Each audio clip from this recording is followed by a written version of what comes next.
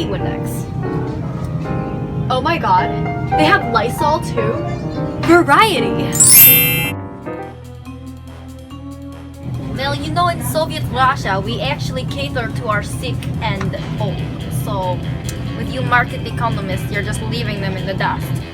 Well, our government provides national security, defines and enforces property rights, deals with environmental concerns, attempts to make the market more competitive, and protects the consumer's rights. Look, there's so many. I mean, I've been waiting 5 months for them, and they're all the same, but there's so many.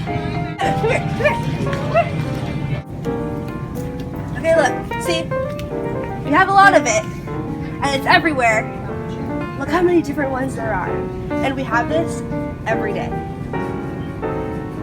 Variety!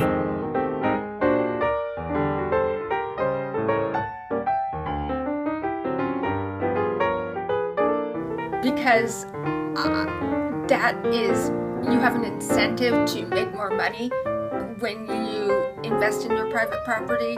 For example, if you clean up the yard, make it look nice, and then clean up your house when it's being appraised, that gives you a higher price, and then if you sell it, then you make more money, and so you're working on your own personal investment.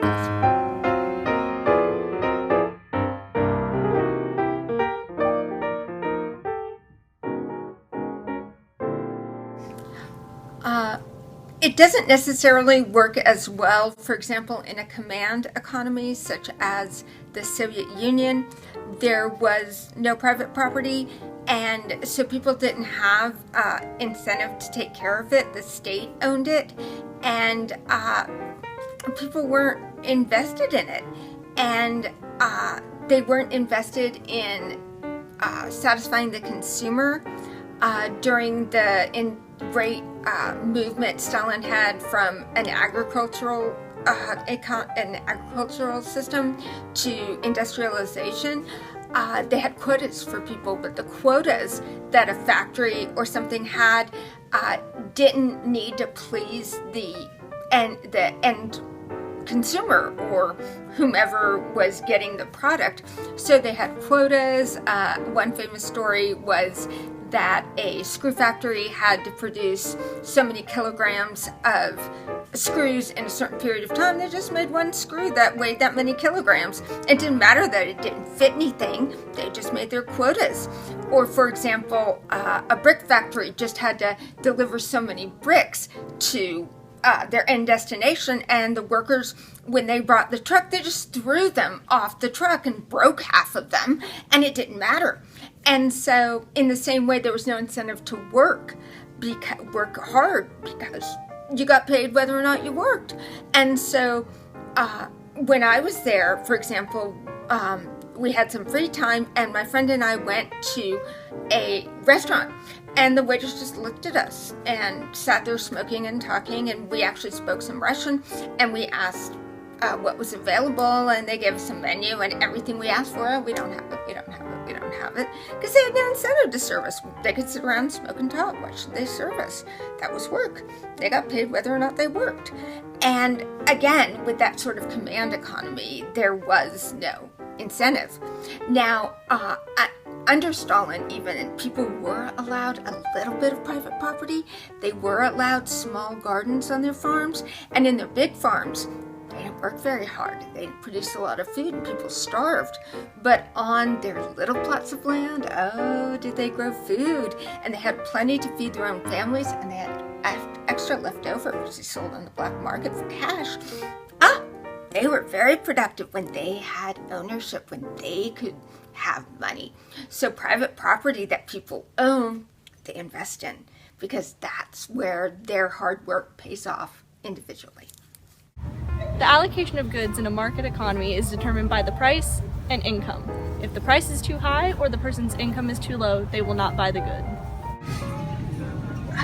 I've always had apple juice in my family for generations, but it's always apple juice. You never get grapefruit juice or cranberry juice, or I didn't say I didn't want it! Thank you, traditional economy. In a traditional economy, if you're a janitor, you'll always be a janitor.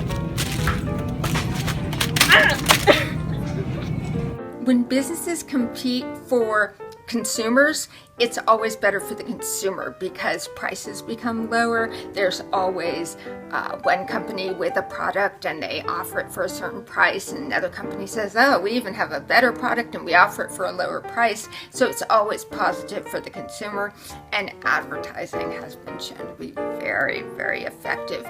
Companies put in a lot to their research to find out what people like, what persuades them. You'll be happier, you'll be better, you'll be popular, whatever, you'll be more beautiful, whatever they need to tell people. Very, very effective.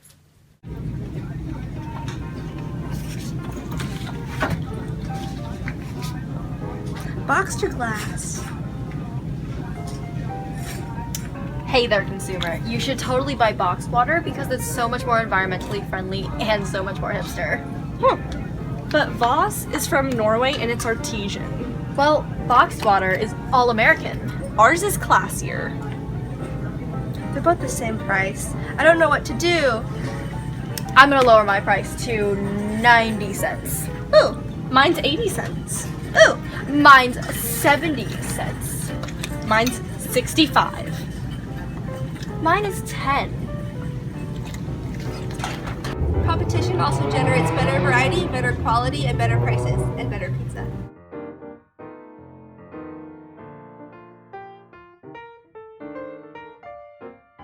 If the price of something is high, it usually means it's more scarce.